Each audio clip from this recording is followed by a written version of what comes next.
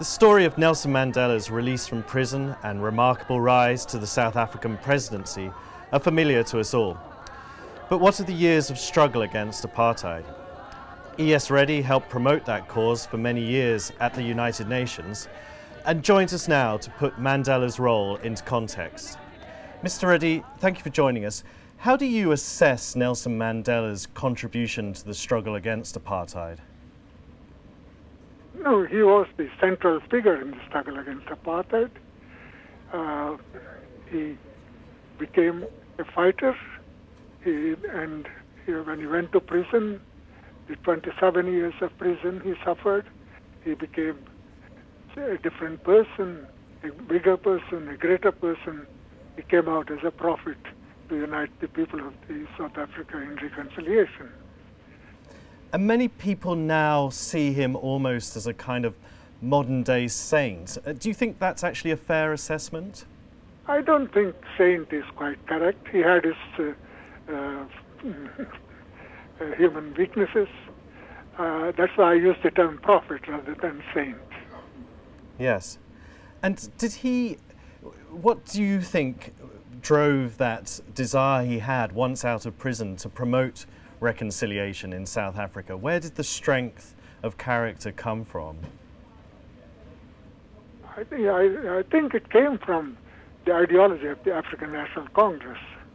He was always committed to that ideology. He was not just an individual leader, he was part of a team. He was a leader of a team.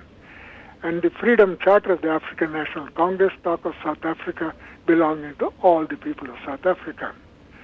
So it was not an anti-white organization, but they were faced with cruelty, so they had to fight against it.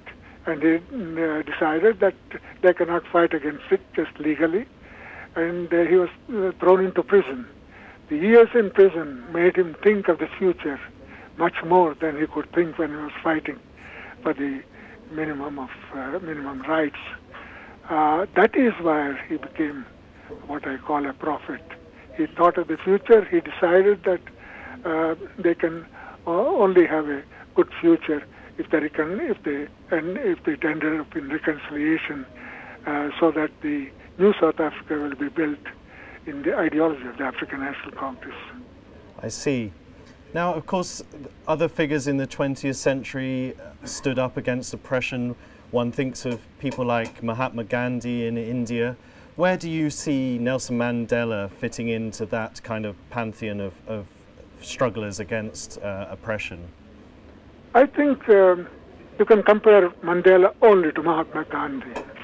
Both were prisoners, and when Mandela was in prison, was sent to prison, Foster said he will not get out of prison until this end of eternity.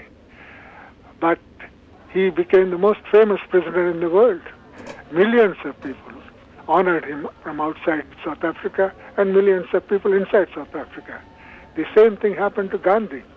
He was put in prison, but he also became famous while he was in prison.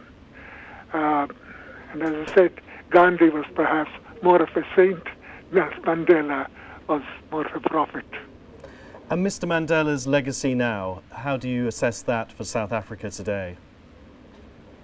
Well, I think he did his job. He did what he intended to do, to overthrow apartheid.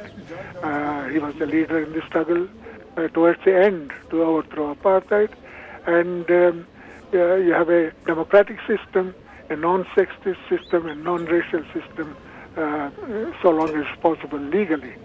The next stage of the struggle has to be carried on by a next generation.